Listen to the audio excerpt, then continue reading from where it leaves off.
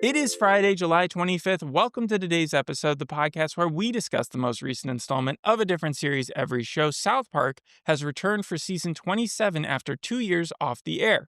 Episode 1, Sermon on the Mount, 22 minutes, was originally set to air July 9th, but was pushed back 2 weeks because Paramount at Park County, Trey Parker and Matt Stone's production company, had to agree on terms to extend their contract another 5 years. Originally, they wanted to make it 10 years, but Paramount said no. That means 50 more episodes, 10 per year. Paramount Plus also regains the distribution rights to platform all the previous seasons. I think as of now, it had been on HBO Max if you wanted to watch season 1 through 26. Strangely enough, I think it's similar in how Rick and Morty, like some seasons are on HBO Max and then the other ones are on Hulu, Disney Plus, right? Yeah. Anyway, so this Paramount deal has been in the news like crazy. And it's weird because like total, I think it's $28 billion that Skydance is paying to buy Paramount out. And if you think about like in the past few years, you've had tons of these type of deals. Disney paid $71 billion for Fox. That didn't get nearly as much traction, though it was talked about at the time. Elon bought Twitter for $44 billion. That was, I guess, the most equivalent I can make to the amount of politicization that this deal seems to have gotten. And then AT&T bought DirecTV for $49 billion. That got like no talk about back in the day. First time I heard of it. It's just interesting to see the Paramount deal and how it's like progressed. Well, for this, it was like $1.5 billion, right? Just for South Park alone. That was for the yeah. So they agreed to $300 million for the next 5 years in order to get the distribution rights and then also to have them producing the content. But like what I said, they wanted to do a 10-year one, which would have been crazy. So that would have been more like 100 episodes, 10 per year. And they didn't want to do that partially because of this deal that's about to go down. And also Skydance saying that they don't know where the atmosphere, the media is going to be in 10 years. I guess that makes a little bit of sense. So I'm glad that they were able to work something out.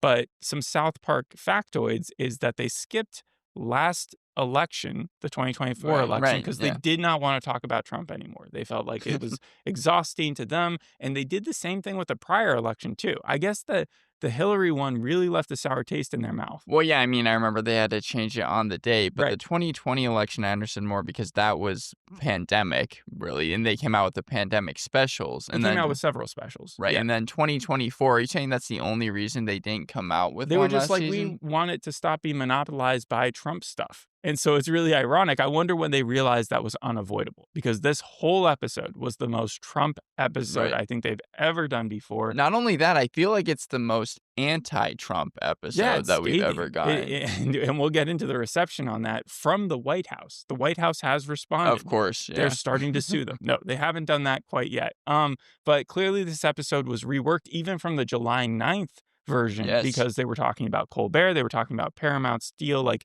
the most recent stuff to it, the capitulation in our society. As of the show's airing last night, the story was breaking that Columbia University was going to pay $200 million to resolve the Trump probes over its, I guess, its protests that they were suing over. And jumping right into my pros for it, it's always updated references. And I say always because this isn't the first time that South Park, I mean, the turnaround time that it takes for these episodes is crazy. They even talked about Trump being on the Epstein files in the episode. I don't know if they said that he was in them, though. Like, that was the thing where they didn't catch up to that point because that was only a few hours beforehand as well, just like the Columbia story. One thing that I did find funny was that they made fun of 60 Minutes, also the Paramount umbrella, and how Bill Owens had stepped down, how there's been this loss of journalistic independence because everybody's afraid of what the Trump administration's going to do. I like the dynamite that they showed on the 60 Minutes cover. That was hilarious. And so as of today, when we're filming it, Thursday, Tanya Simon is set to now take over to lead 60 Minutes. I was like, oh no, is she going to be some weird right-wing hack that's taking... No, apparently like she is the one that they wanted to. Like most of the correspondents said, if there's going to be someone who's going to replace Bill Owens, it should be Tanya Simon. So that's a bit of good news. Still though, like you were talking about with the Epstein files, it doesn't seem like even if they are doing the episode right before it is about to be released, they can catch everything. Because you had to think that if they knew that Trump was in the Epstein files, like guaranteed that they would have made that a bigger deal than just like a one-liner to Satan as he's sleeping with him. Well, it seems to me, and I might be wrong, but as someone who watched maybe the first season of South Park, like over 10 years ago, that throughout the seasons, really starting, I feel like, with season 19, and you've watched more South Park than I have, so you can correct me, but that they've kind of stepped into having more of a story arc per season than they used to because it just felt episodic before. I'll say yeah to that because originally, like, yeah, Kenny could die every episode and it really wouldn't matter. It would just sort of reset, Simpsons style. Uh, One thing that has distanced it away, it's like more the community is the Yes. one who's having Right. the story arc rather than the boys. Because like Stan and Kyle, they're still kind of like off in the corner right now. They're Yeah. exhausted with the way of the world. And so we don't really even see too much of them in this episode. Cartman is probably the most airtime along with Randy, but they're kind of like the bellwethers of the show now. It's like when they decide to be the pro or quasi protagonists, then you know that shit is really wrong in the world because you find yourself agreeing with them. That's crazy stuff. But let's talk about this episode. Sermon on the Mount. Sermon on the Mount is a Bible like passage. It's Matthew 5:7. And it's in this episode, they're pronouncing that woke is dead. The residents of South Park come together when PC Principal literally brings Jesus into the classroom. He finds religion. I felt like, and I'm not 100% sure, but it felt like it was making fun of God's Not Dead, like a film that came out in 2014 that dealt with like Jesus Christ. And I mean, it was a Christian film, but they talked about like how you couldn't talk about Jesus in the classroom, and that was the basis of that film. I felt like that was making fun of this because PC Principal turns into like a Bible thumping Christian. Yeah, because he's also tired of political correctness being dead, the PC in his name. So he's changed that over to being Power Christian Principle. So he's going to be, like you said, Bible thumping. And I thought it was more a take on the fact that the Supreme Court is actually taking cases right now that could delegitimize like the separation of church and state. So that could be a real fear, and so the whole community is up in arms about it. They protest, and then they end up getting sued by President Donald Trump. Cartman and Butters at the same time commit suicide or try to commit suicide when Cartman finds out that NPR has been canceled, the public broadcasting network. What do you And think of Cartman's shirt that says wokeness is dead, but it was obviously in the style of The Walking Dead? oh, is that what Did it you was in catch that? style? You Yeah, caught yeah. something I didn't. Like, yeah, so I just saw woke is dead and was like, okay, I get it. No, the way that the letters were written was exactly like The Walking Dead, and I You was like, have a "That was Walking clever." Dead shirt like that or not? No, no, I just know it. That's cool. Yeah, so he has this like existential realization that since there's nothing to be an asshole about, like he stares at the bathrooms and he sees that like men only, women only, like he can't be a transphobe or anything like that, that he now needs to gas himself in a car. Problem is the vehicle is an electric vehicle. And so Butters and Cartman just kind of spend the rest of the episode in there. What'd you think when Butters said, like, wokeness can still be alive? It just has that little spark. And then Cartman's like, I'll wait until Tuesday.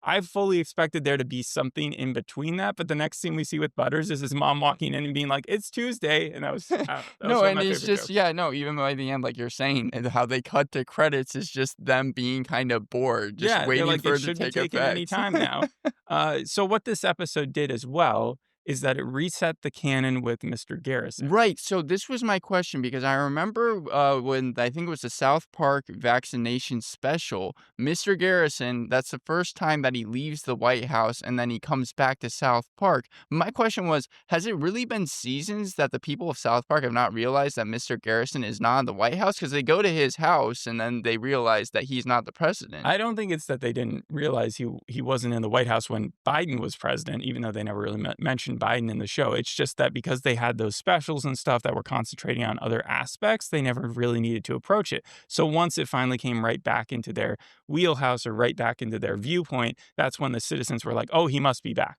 So they had to go check on him. And that's what we were expecting because we even saw, I think, Trump, or didn't we see Trump in a previous episode where like Garrison fucked him or something? Yes, right, but that wasn't the like cutout face. Yeah. This is a completely Yeah. different Trump. This might actually be Saddam Hussein in a Trump mask or like. Well, that's what I was saying. The show, my first pro is that it takes balls. They were comparing Trump to Saddam Hussein. Like, the mask was off at this point. Yes. He's in bed with the devil. Like, I was like, this is I know that They're not pulling their punches. South Park has always been kind of considered uncancelable, but if there's ever a time that it could. I mean, with this amount of money that they now have at their disposal, with this and also like the 900 million that they had their deal for before, I feel like they are kind of like if they get sued, they would be able to use some of that funds to push And back. I might be wrong, but I feel like even the fan base who have It's become definitely on their side. accustomed to South Park would maybe even fight harder for South Park than the fan base for Colbert. Yeah, I mean, they're definitely younger. So yeah, they flipped the script on Randy and Cartman. We talked a little bit about that. They're usually egotistical, reckless, morally compromised. I mean, they still are, but you have that along with Cartman having like this idea of mourning intellectual discourse, and it creates a weird.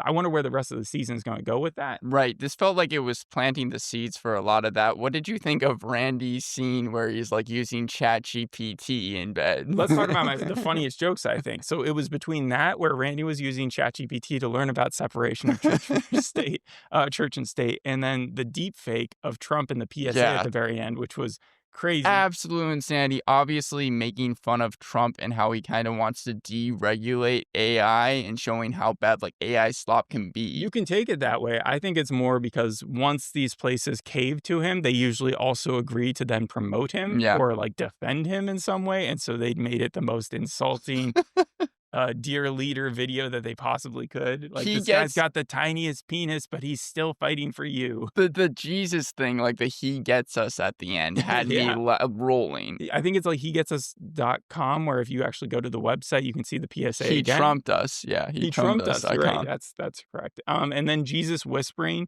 the "Do you want to end up like Colbert?" the line. These are all like my favorite moments, but I don't know which one's the funniest. And then you have Trump being the embodiment of Saddam. Like every time he showed up there, it was almost stand for stand the same thing you would see in like the movie back in the day. Right.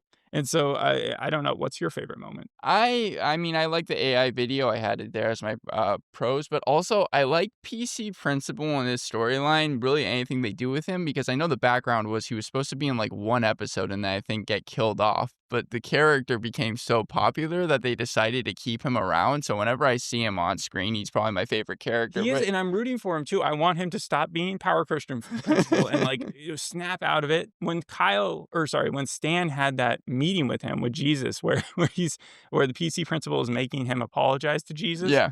and take Jesus into his heart and all that stuff. Like when Stan asked, like what happened, and you got that kind of like moment where even though he's just a flat framed cartoon, like you could tell, see, yeah, he that didn't want to be that he way. wanted to fight.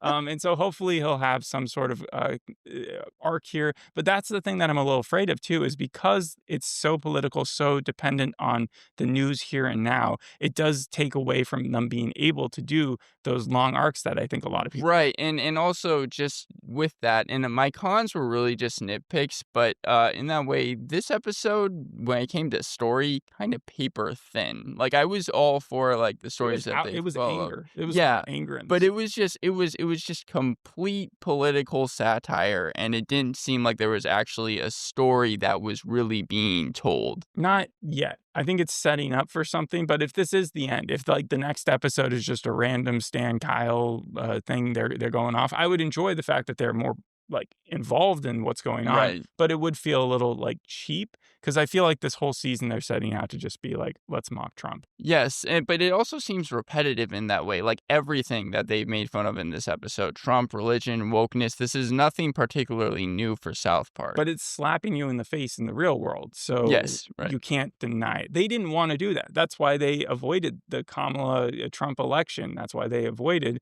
the Biden Trump election. Again, I'm going through my cons, but they're all nitpicks. Like in terms of an episode, I thought that this was a really good premiere. Mm-hmm. For me, I would say my main con is just that Kyle and Stan, like they have been obfuscated to the sidelines for quite some time now. And so it feels like it is more the Randy Cartman show.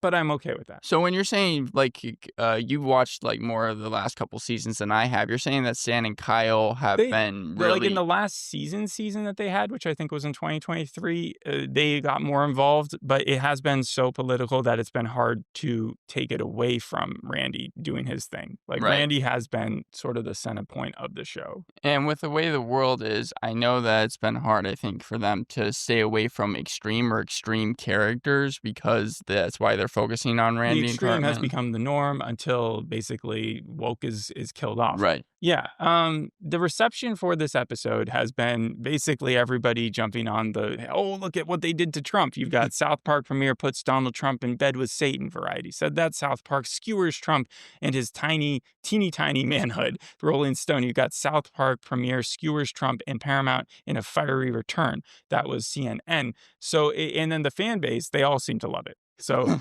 they were like, this is the best we've seen in forever. I knew that it got delayed because I had heard really once it did that, like, the premiere wasn't going to be for Trump, wasn't going to be pro-Trump, it was going to be against him, but I didn't expect it to be as anti-Trump as it was. Like this, like I said at the beginning, probably the most that we've ever gotten. Well, obviously. And so I would be giving this an 8 out of 10 because, again, I think that it was a good premiere, and I'm wondering where the rest of the season is going to go. I have some reservations, but I'm definitely going to watch the rest of it. What about you? For me, I just wanted to point out a couple more clever things that I saw. One was Kyle's dad, Gerald Broflovsky, calls out like the "I told you so" moment, Uh-huh. where he's like, "This is what we said was going to happen." At the bar. Yes, at the bar. And because he's Jewish, I thought it was like good that they didn't go the like super like, oh, he's a Netanyahu fan. Oh, he's completely pro-Israel or anything like that. I also wanted to point out that ChatGPT, it's funny how they're implementing that more and more AI, Yeah. that joke into it because they co-wrote that episode a few years ago that was called Deep Learning. And at that time, you could tell that they were still not buying 100% into the idea that like they could do much with it, but now it seems as if like it's just because it's ingrained itself in our society more and more and more that they're buying into that. And then the Canada shout out, the first time we see Trump, the new version of Trump, then you got the Canadian Prime Minister coming in there and like arguing with Trump over tariffs. Whenever they talk, you can always see the background because there's no like back to their head. Yeah, they got the Ike piece.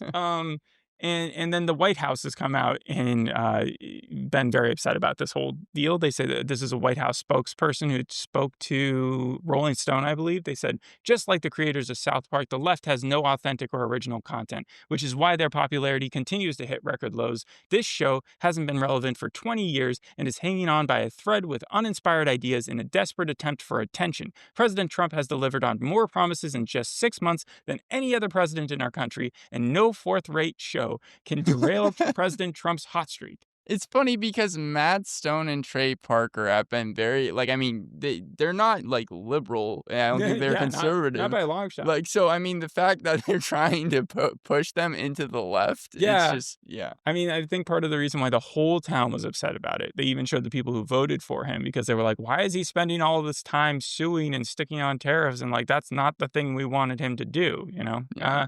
And I don't think that's going to change. I also echo your 8 out of 10. I think that's a good rating for this episode. This is probably going to be like one of the most talked about episodes that we've done on the podcast as far as like it's just polarizing nature. I think it's also just probably the most outspoken show that Paramount still has at this point. I know they are egging on Trump to respond, and they already have sort of, but if they keep doing it, it'll just be really interesting because I think for as much as Trump feels like any publicity is good publicity, except for this Epstein stuff, like I feel like South Park is the same way. If Trump keeps talking about how much he hates it, more people are going to tune in, and then it's going to be a really interesting situation. And that's why I had my 2 words to describe this episode were very interesting, and that was really just because of what the future holds. We don't know, but it should be, yeah. But I also think it'd be cool if PC Principal snapped back, you know? I imagine he will. I don't think that he can stay that way forever. All right. Well, thanks for listening. We'll see you in the next episode. Hope you enjoyed this one. Bye. Bye.